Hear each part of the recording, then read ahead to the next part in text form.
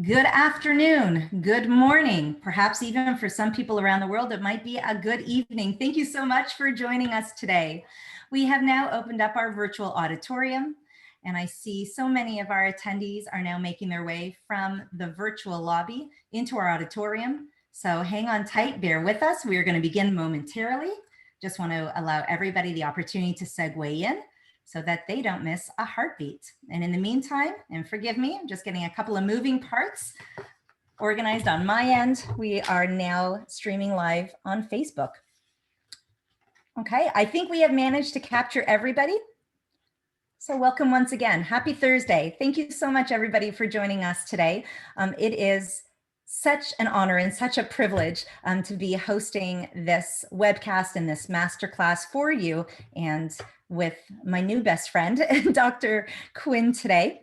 My name is Jen, and I am going to be moderating this session and am going to do my best to assist our subject matter expert in everything that he needs today. Please note that this session is being recorded, and from HR.com, we thank you for your valuable time, and please know that we will provide you with the recording in approximately 24 hours. If you have any questions, any thoughts, or any comments, please feel welcome to weigh in into the Q&A and or the chat. And I see already the chat is blinking a little bit on my end. I'll take a look at that in a moment, but you can find both of those features in your Zoom control panel. As we are just about to kick off, I'm actually just going to ask each of you to weigh in into the chat to answer a thought-provoking question. What are the biggest learning challenges in your organization? So take your time. I'd love to hear where you're at with this, for lack of a better word. Awesome. So myself and my colleagues, both Dr. Quinn as well as Mr. Allen, both of which are, to say the least, just learning gurus and experts, no doubt are surveying everything you're coming in with, because this is very valuable and it's going to help make sure that we can meet all of your needs today. So fabulous. Thank you very much. And thank you in advance. Please feel welcome. Certainly not a one-time opportunity to weigh in. We'll be sure to capture all of this and be able to respond. Okay. Thanks, everybody. In the interest of time, and I'm sorry if I'm cutting anybody off, I'd like to take this opportunity next to tell you a little bit about us. So, who are all these people that are leading this session today? This organization that has put this webcast together. First and foremost, HR.com, and I'm proud to be a member of the HR.com team. We like to call ourselves family. So let me tell you a little bit about HR.com. For the last 21 years and going strong, HR.com has been serving the HR professional arena as, if I may, an all-in-one stop shop social media destination, really to provide you, the valuable HR professional, educational professional, learning professional, frankly, with everything and anything that you could possibly need to ensure that you maximize yourself to your greatest potential. HR.com provides a variety of different products and services, and our educational products, and particularly in this case, focusing on learning science and adult education, the design, the deployment, the evaluation of effective learning. This is just one of many focused areas. Now, together with Allen Interactions, and Allen Interactions works together with Quinnovation, and it's not a coincidence where Quinnovation came from, you'll soon see. We have partnered together and proudly to be able to provide this very demonstration for you today. And of course, supplemental, or I should say better yet, complementary programs and courses really to help you evolve even better into the greater master that you are. As you can see, Allen Interactions is very well known in the space for creating experts within experts when it comes to instructional design and delivery, so that all of the learning is memorable, is meaningful, is impactful, and even more importantly, motivational. Allen Interactions has a fantastic history working oh so closely with subject matter expert and guru, Dr. Clark Quinn, who again, momentarily you're going to get very well acquainted with. And Dr. Quinn has a consulting agency which he calls Quinnovation. Again, no coincidence where that name came from.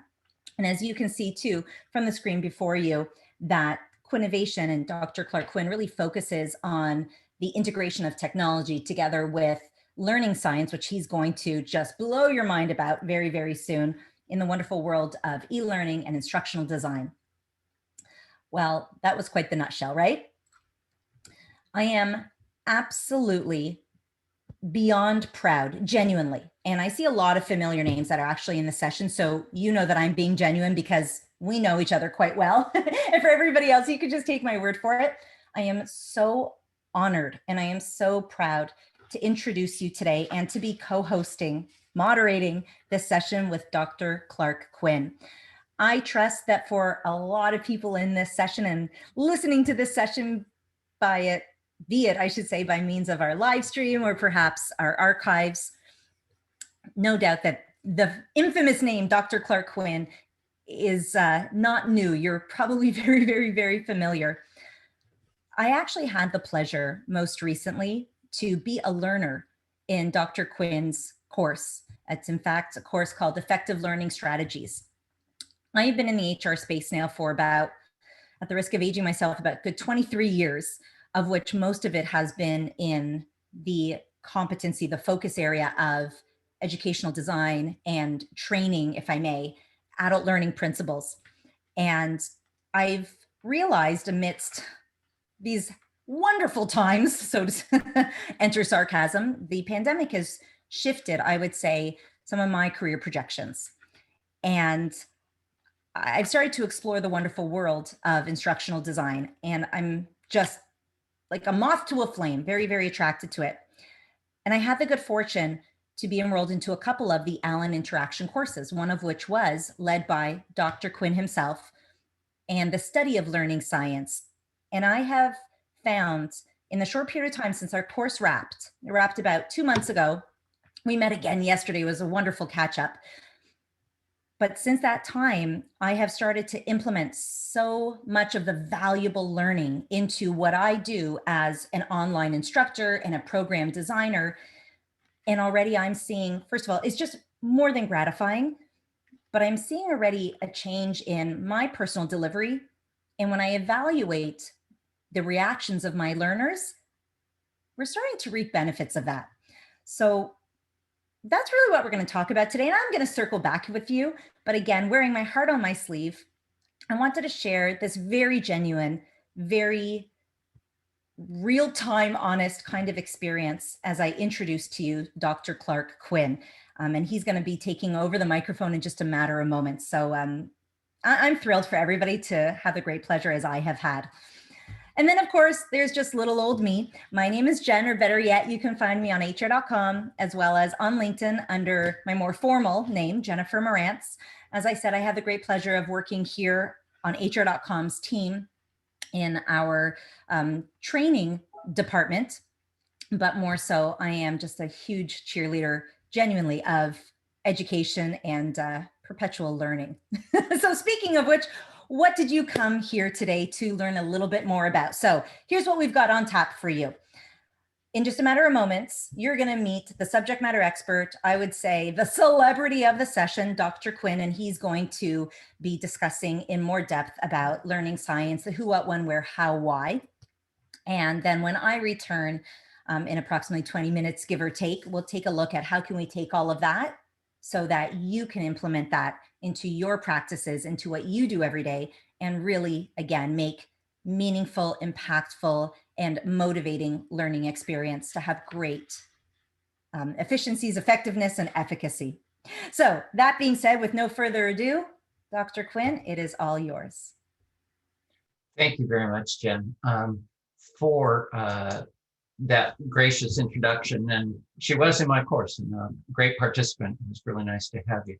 So I'm going to start sharing here, and right, yes. I like to start with a sort of challenging statement. I think that works best for creating learning. So there was this view that our brains are computers. We the output of cognitive science was really thinking the original viewpoint was that we operate like computers and formal logical reasoning. And then we found out that we're not quite as formal and logical because we shouldn't be fooled by optical illusions. We make mistakes. And really, if our brains aren't this formal, wonderful, logical thing that we think, we get this question then, what does that mean for our design? We can't just present information and expect people to start reliably learning. So we need to do something different. So that's why we're talking about why learning science. And I suggest it's the trend our industry needs, but we're also seeing it. And thanks to that gracious introduction by Jen, I don't have to say any more about me or HR.com. So there actually has been a trend, and it's a little bit selective, but 2003, Ruth Clark released her with Dick Mayer, the e-learning and the science of instruction. And sort of was really a stake in the ground about let's put learning science. She followed that up in 2006 with another book with John Swaller and Frank Wynn about essential learning. And then quite a bit later, 2012, Julie Dirksen released her great book, Design for How People Learn. And then Rodiger and Brown wrote a popular book called Make It Stick in 2014. In 2016, we saw two books, Elaine Beach came out with the Art and Science Training, and Anders Ericsson had Pete. And 2019, Nick Shackleton Jones, How People Learn, had some problems, but it was another stab in the ground. And then 2020, we have Miriam Nealon and Paul Kirshner's Evidence-Informed Learning Design, and when Ruth Clark came out with the evidence-based training. And next year, my book on learning science will come out. But do you see the pattern? Do you see the increasing interest in learning science? I'm thrilled to be able to see that because that's it. Learning science is really critical to what we do. So let me ask, what is learning science? And it occurs to me, I want to open the chat here so I can keep a view on it. And please feel free to lob questions or issues or concerns in the chat. I'm pretty good at monitoring it while I go. I see there's a Q&A question, and I don't know what that means. Is there any complementary materials to this webinar? There's a course available. I will let Jen, if you can answer those Q&A questions as we go. I'll respond to questions that happen in the chat. So back to the thing. What is learning science? And really, learning science is, not surprisingly, science. It's the study of learning. And the funny thing is, it only emerged relatively recently in the 1990s. And yet there was lots of study of learning going on before. They were looking at how the schools operate effectively way back in the 1900s. I'm having a senior moment. And William James, I think, and others were looking at schools, and there was instructional design emerged in World War II, and there's been educational psychology, and cognitive sciences looked at learning for a variety of reasons.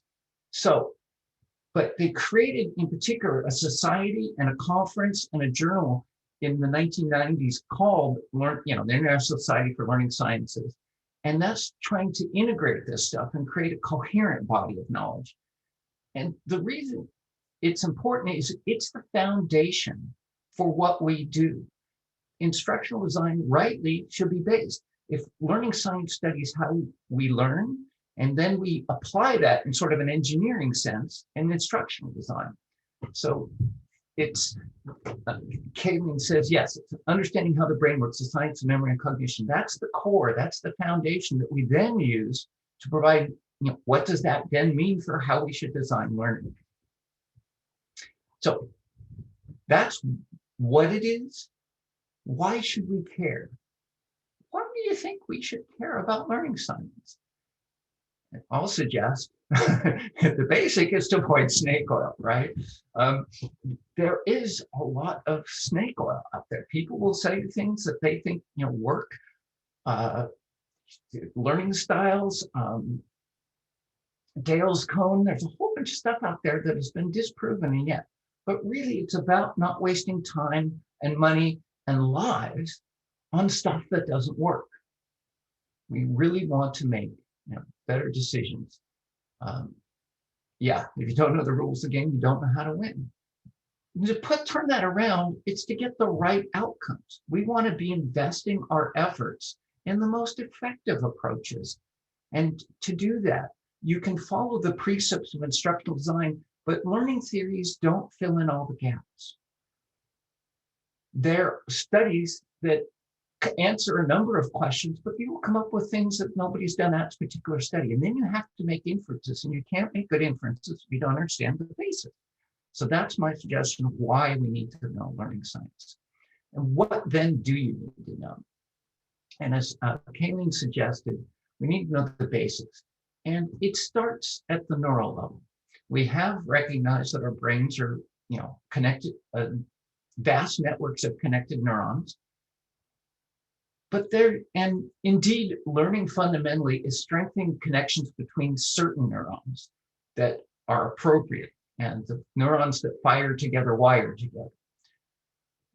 But there's a problem, because we can't really address the neurons at the neural level. These are massive patterns, and it's like a television picture made up of a whole bunch of little pixels.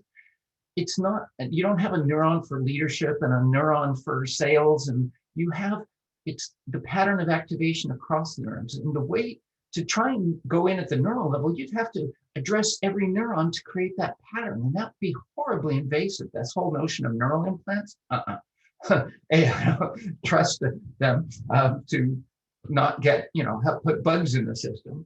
But it also would have to be massively invasive to try and do that. Instead, we have more effective ways of activating neural networks, and that's through language and images. And so that's at the cognitive level. That's the next level up.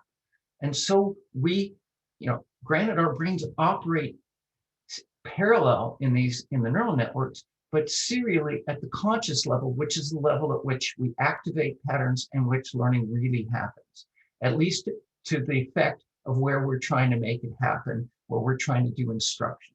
So this then comes to what we call the human information processing system.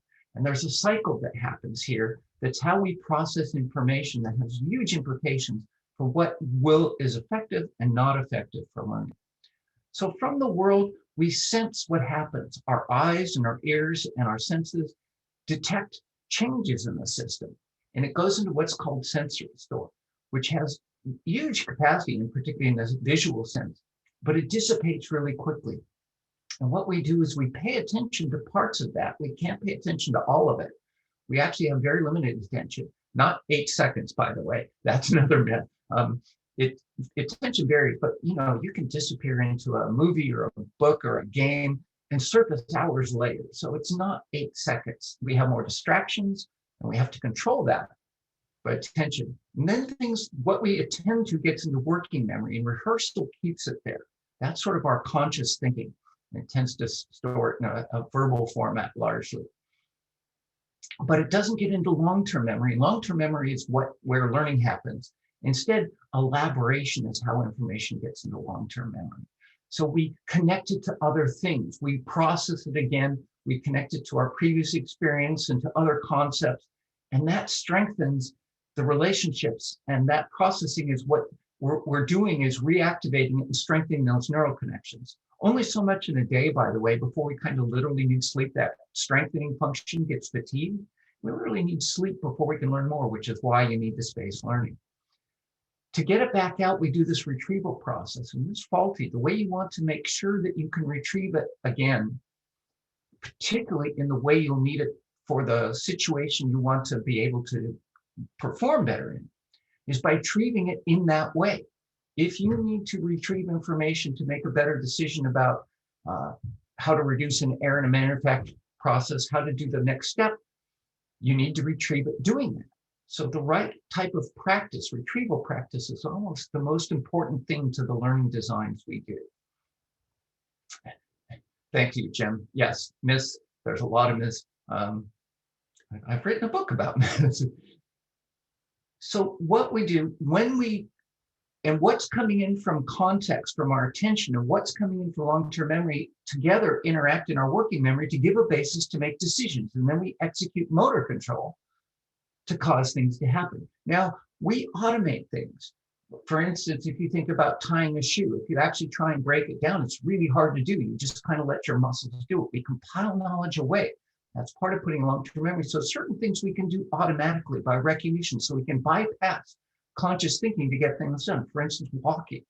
You want to be able to walk without thinking about where you have to put each leg. You want to automate that so you can keep your brain free to do other things. And this extends to learning. So knowing what to automate and what to not automate is crucial decisions. And then, of course, you act on the world, whether you twitch a button or you write or you throw something, whatever it is, you act on the world and the world responds and the cycle begins again. And the world may change while you were deciding what to do as well. So we have this cycle of processing, and the elaboration and retrieval are the critical elements to learning. Elaboration and retrieval practice, because that's what you do when you perform, is you retrieve the right information to perform the information. But of course, you have to make sure the right stuff is already in working memory to trigger it. So it's the cycle that matters.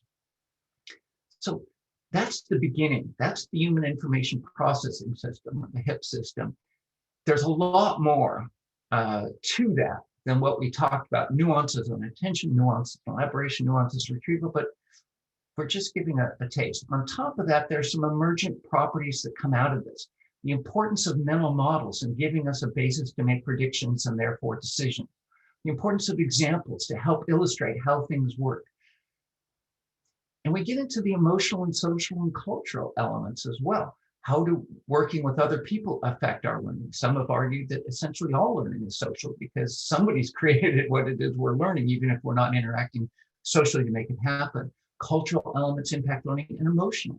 Our emotions can influence the effectiveness of our learning, and so we want to take advantage of that in the most effective ways. So these all have implications for our learning design and the specific elements, the introduction to the learning experience, the models we use, the examples we use, the practice we have, even closing the experience appropriately can increase the quality of what happens, and it carries out beyond the course to the rest of our learning. If we understand our architecture, there are times we shouldn't try and put it in the head. There's things that are really hard to put in the head, and instead they should be put in the world. And that's a way of thinking, that understanding how our brains work and what they do well and what they don't do is really critical to designing solutions to help people perform and achieve the outcomes your organization wants. Now, how do we do this? Learning science has conducted the experiments where we do try different things and see, and they're driven by theories. Theories in general, very seldom do we actually in science do random experiments just to see what happens. Sometimes we have to, but most of the time we have theories and we're trying to refine them by testing. Well, it's got this prediction, let's test it. Okay, yes. Oh, no, that doesn't. We got to revise our theory. So this is the process of science. It's also a helpful way to learn about learning science, to do experiments themselves. So actually, we're going to do one just to help illustrate both how we do learning science and how we then learn learning science to be able to understand it.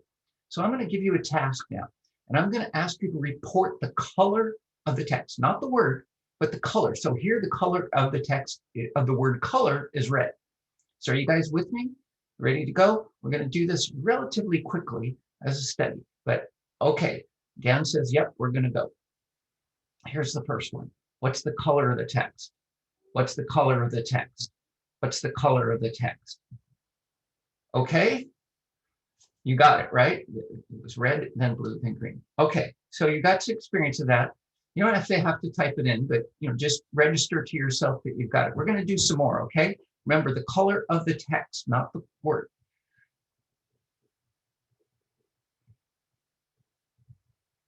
Now the question was that second one harder than the first one? Because yes. Absolutely. It's definitely harder. It's because our brains, they were dissociated, right? The first one, in the first set of three, the color of the text and the word were the same. In the second one, the color of the text and the word were different. And that meant you couldn't just use the word as a cue. You actually had to slow down and process. And that slowed us down. What we have are different channels for understanding. And the word processing becomes pretty automatic. There's a silly another myth is that we process images 60,000 times faster than text. Text is an image. It's visual. And you have trained yourself to treat many words just automatically processed. You don't actually read the word, you just recognize it. Bing, it's that recognition cycle. It happens automatically. But that can interfere when you're trying to also detect a semantic notion of color. There's a semantics communicated by the word and the semantics communicated by the color, and they're in opposition. That means it takes you slower to make sense of it. This is just one element. Well, first of all, this was an important study that showed different processing mechanisms and the conflict, because if they're in conflict, that means they're both getting processed simultaneously and they're interfering when the outcome is in conflict. It's also a good way to help you understand that we have this. So if you pick selected experiments, you have a mechanism, you have a way to process these, to understand internally the actual phenomena we're talking about, which makes it more relevant to you and gives you a better design practice. So, as I said, there's lots more. This is just an element of it, but I wanted to give you the grounding in information science, and the cognitive science, and the grounding in the overall learning science architecture and some experience with it. Learning science is the core to what we're doing. Anisha, actually, yes, but that notion that we are, either left brain thinkers or right brain thinkers, that's another myth. There is some differentiation, but it takes both parts in general to do almost everything we do. So it's not a helpful distinction typically in terms of what is happening in terms of designing for learning. There's not a lot of need. We do want to use multiple representations help, but not because of left and right parts of our brain. It's just using all the parts of our brain. So learning science is, you're welcome. So learning science is the core. And when we've got our mind around that, we can better understand the prescripts of instructional design. We can fill in gaps that we're missing. We're better equipped to comprehend new outcomes of learning science and new prescriptions for instructional design on that basis, and new technologies. Understanding how our brain works means as new technologies come out, you can understand how to use them appropriately. And of course, to avoid snake oil. That's another one, so that people can't sell you things that aren't going to help. So any questions before I conclude on that? And I will put up the final slide, but you're welcome to ask questions, and I'll answer them in the that come for the chat, and then we will continue to go on. And then I will hand off back to Jennifer. So thank you very much for the time. I hope this made sense. Oops, dang, I hit that too fast.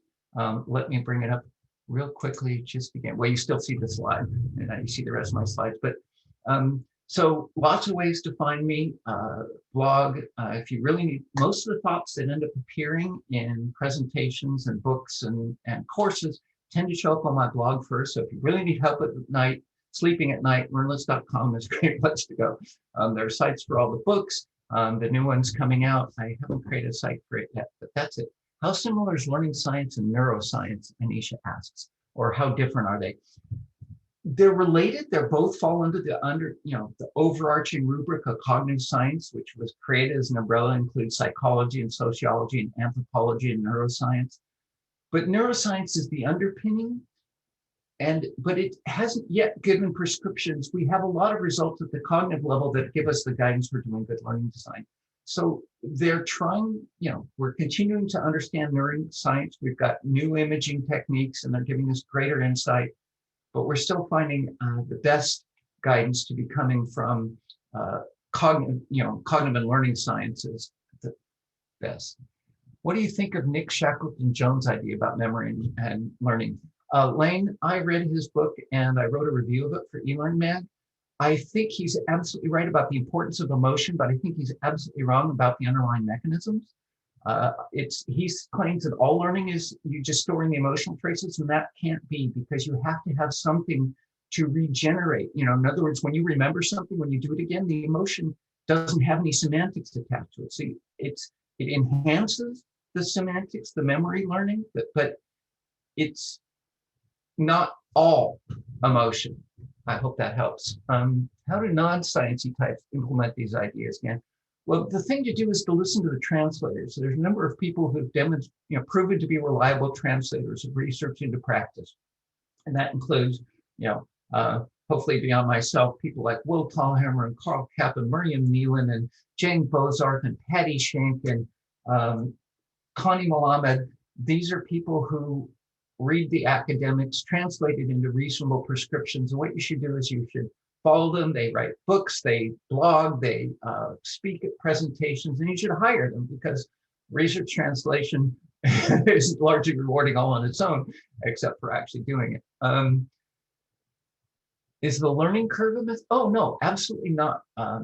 Jason asks, is the learning curve a myth? And it's not. There's the power law of learning, which Alan Newell talked about. And there's this notion where first you're dealing with it at the symbolic level, and then it gets compiled away and automated. In fact, the research from the U.S. Cognitive Technology Group at the University of Southern California has shown that 70% of what experts do, roughly, it's not an exact number, but roughly 70% of what experts do, they can't actually tell you, because it's become compiled away from cognition. But it takes a long time for that expertise to be developed and for that automaticity to happen. So that's where even the 10 years of expert comes in. But we can get well down the curve. There's a lot of reduction in time to perform early, and then we get a lot of this fine tuning. We used to call it accretion, restructuring, and tuning. Discovered that a lot of my techniques, Lee says, I hope I pronounced that right, Liv or Lee. As a teacher trainer, I discovered that a lot of my techniques had a theoretical background without knowing the theory. Intuition, yes, and if you're testing things and observing it systematically, you can find out a lot. But some of our folk intuitions about learning are wrong, like the benefit of taking verbatim notes and rereading them. That turns out not to be helpful. Reprocessing the information in different ways. So we have to be careful. It's worthwhile to pay attention to what the research says, not just our intuition. Why are adults slower in learning to play flute? Because they are slowed down by having to give the notes. And I haven't looked at that study. I'd have to parse that deeper to make a guess. Why are you still involved? Are you still involved with game-based learning? Phil, absolutely. I do believe, and let me be clear, not trivial game-based gamification, but what deep game learning really is creating simulations which by themselves are learning environments if you're a self-motivated, effective learner. But what we should do is put it in an initial state and ask the learner to take it to a goal state that we won't get to unless we really understand the relationships in the simulated world. And then we can tune that into a game. And I believe we should, to get that emotional aspect and optimize the outcomes. Okay, and I'm being told to hand it back. Our time is coming out. So I will let you go. Thank you, Jennifer, for the prod. I will stop sharing and let you take over. Super, thank you. Sorry, everybody. I didn't mean to kind of pull away a fantastic conversation that was going, but please know you are more than welcome to, first of all, stay on the line because Clark's not going anywhere. So maybe he can address some more Q&A momentarily. And of course, we're still going to engage, of course, in the chat as well as in the Q&A feature in Zoom. However, I have a question for you. So get ready to give your fingers a workout. I think everybody's been doing a fantastic job at that already. But here's my question for you. Having had the fantastic discussion that we've had now and reflecting on what you're doing in your organization, how has your company addressed cognitive behavior or learning science in previous trainings? Okay. Very engaging. I agree. This is so refreshing. But how has your organization addressed cognitive behavior? How has it addressed learning science in previous trainings, whether you were an attendee or a learner, or perhaps you were the facilitator and or even designer? Okay, let's take a look. We have a couple people weighing in. Kind of makes my teeth sweat, saying, not so much. Alrighty. See? Okay, fantastic. Sorry, forgive me. I am just eyeballing everything that's coming in. I love what Tisha's saying. Mhm. Fantastic. So it's interesting when we put on a different lens and we reflect. You just stop and you reflect. And it's easy to get caught up in our everyday and maybe not take that moment and just ask yourself, have I allowed this to escape me? Am I still living it? So very, very important.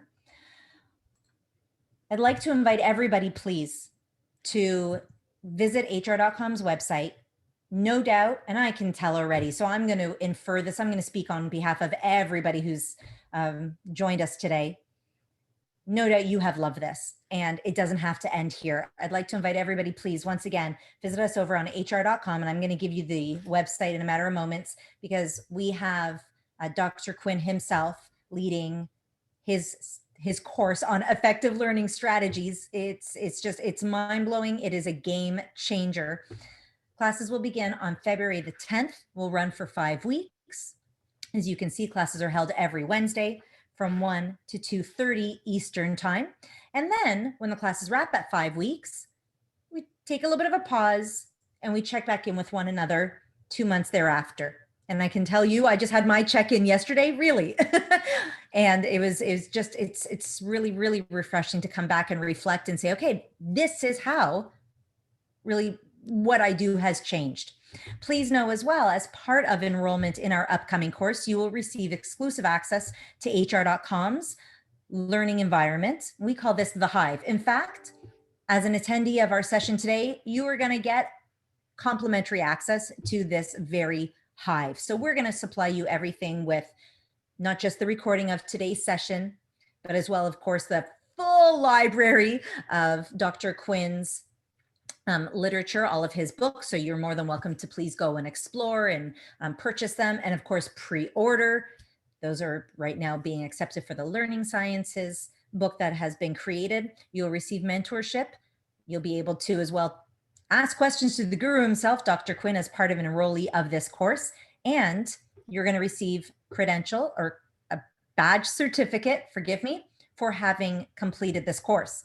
Let me also mention that this is eligible for HRCI recertification credits. So if anybody is a credential holder, be it HRCI or SHRM, you'll be able to apply this to your recertification cycle whenever that comes up next. Now, the cost of this course, regular price, is $795. We appreciate your valuable time today, and I hope that you've enjoyed this as much as we have enjoyed delivering it. So I'm very happy to share with you a $50 promotion so we can bring down that cost just a little bit more. Please be sure to use the promo code as you see on the slide before you and head on over to hr.com/LL2. And just note that those L's are uppercase. I'm also happy to let you know, as we are going to field through some more questions that perhaps are waiting for our attention, that as an attendee of today's session, your name has gone into a draw. We have 2 contests that are running. One where you can earn a free seat to Dr. Quinn's upcoming course, as I just mentioned. We're going to be starting that on February the 10th. Or perhaps one of Dr. Quinn's amazing books. Now, we've had so many people join our session, and I'll be honest, I imagine perhaps some registrants that came in a little bit after I already pulled my list, and I don't want to disqualify anybody. So hold on tight. I'm going to leave you on the edge of your seats, and we're actually going to be doing this draw tomorrow. I'm going to live stream on Facebook, but of course, if you are a lucky winner, you're going to be getting an email from me. Fantastic. Please take a moment to capture our contact information if you are interested to learn a little bit more about Dr. Quinn's upcoming course. We'd love to have you. And of course, if you have any questions, do not hesitate to reach out to us. It is always our pleasure to help you out in any way, shape, or form that we can. You can contact our department at education@hr.com. We also have a toll-free number. And please visit our site at hr.com/professional education. So let's take a look to see if anything is coming in by means of the chat or the Q&A. If you are going to be signing out, I want to thank you very much for your valuable time today. For those of you live streaming on social media, thanks very much for your attention in either way, shape, or form. We wish everybody continued health, safety, and all the best in your pursuit towards all of your professional aspirations. Our absolute pleasure. Fantastic. Dr. Quinn, any closing remarks over and above that? Not really, except just thanks to everybody. Again, there've been great interaction in the chat and some really interesting insights, and I really feel sorry the people, all the people who responded. We're not really doing much. Sorry to see. Oh, did we do the? Oh. All right, you've been answering the questions in the Q&A, so we're all good. Super. Okay, thanks all. No, I'm done. Well, Take then care. on that note, again, I echo the gratitude and the thanks. Please keep your eyes and ears open. Tomorrow, you're going to be receiving a follow-up email to this session, granting you access to our exclusive learning environment. Once again, that is called The Hive, and in there is going to be countless resources, everything you've been asking about, and even things you didn't know you wanted. So once again, it's a revolving door. If you have any questions, thank you very much for your time. We wish everybody all the best always, and feel welcome to reach out to us. We're happy to be here for you. Have a fantastic rest of your day, everybody.